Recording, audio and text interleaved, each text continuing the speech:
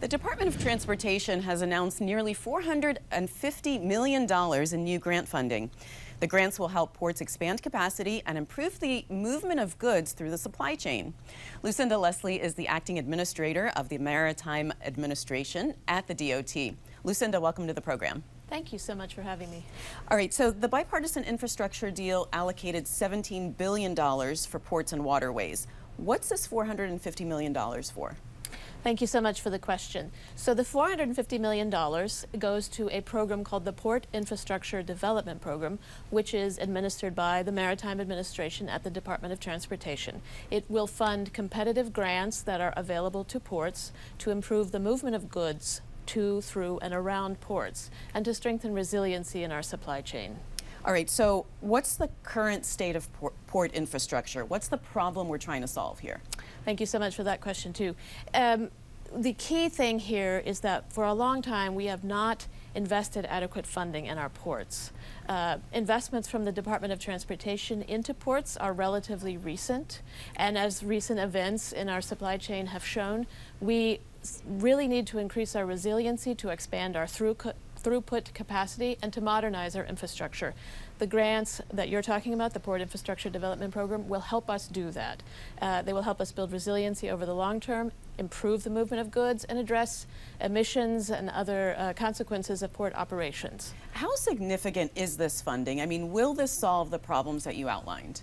This is an extraordinarily historic investment. You know, the Biden-Harris administration came into office with a commitment to invest in our infrastructure, and that commitment has met an extraordinary moment. Again, as the supply chain issues have shown, there is an extraordinary need to expand our infrastructure. This funding is really more than almost double what we invested last year, and will be augmented by new funding in the appropriations measure just enacted.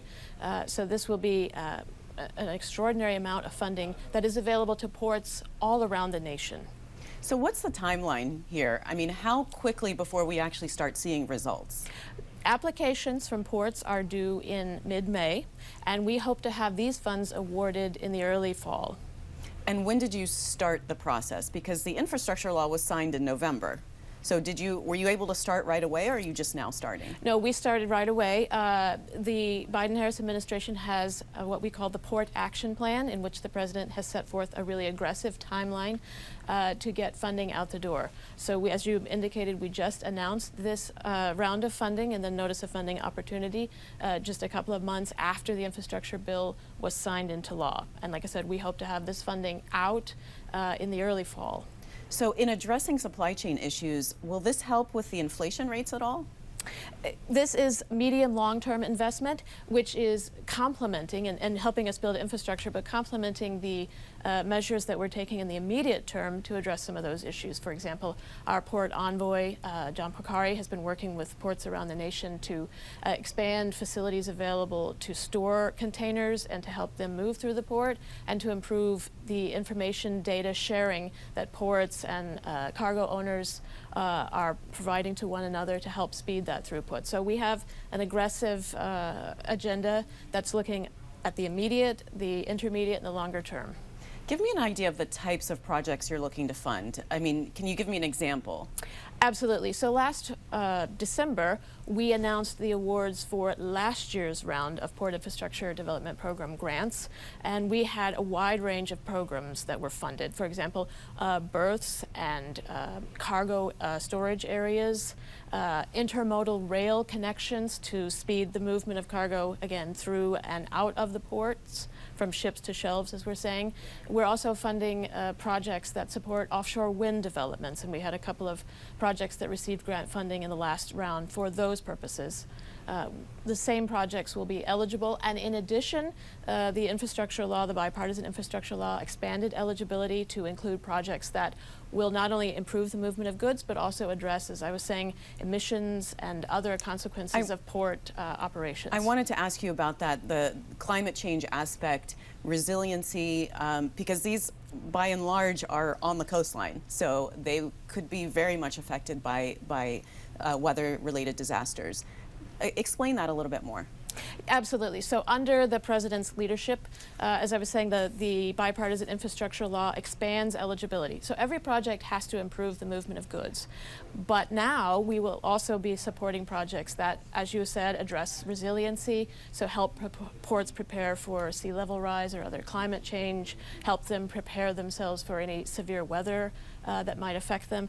In addition, as mentioned, we will support projects that reduce emissions, that, for example, support electric charging infrastructure, and that support economic opportunity and are supportive of the Biden-Harris administration's priorities on equity. There's also the issue of environmental justice. You just mentioned equity. How does that play into this? Well, absolutely. So when a port applies for a grant, they will be asked to describe not only how their project would improve the movement of goods, but how it hits these priorities, how it expands equity, how it addresses the environmental impacts of port operations, particularly on disadvantaged communities or communities that have experienced the negative consequences of port operations. We will be looking for projects that are innovative and that accomplish these objectives while improving the movement of goods. Finally, I just want to get an idea of how our ports compare to ports around the world, because my understanding is they're really not that good. Well, I want to say that our ports and our longshore workers, as well as all of the essential workers in our supply chains, our rail labor, our truckers, have met an extraordinary moment, moving record volumes of cargo. What we're doing now through these grants and other initiatives from the Biden-Harris administration is expanding the infrastructure and supporting new mechanisms that will improve throughput, that will build on the extraordinary work that we've seen meeting this really challenging moment, and make those investments to prepare us for what we know will be cargo increases in the future. All right. Well, Lucinda, thanks so much for coming in and being on the program. Thank you so much for having me.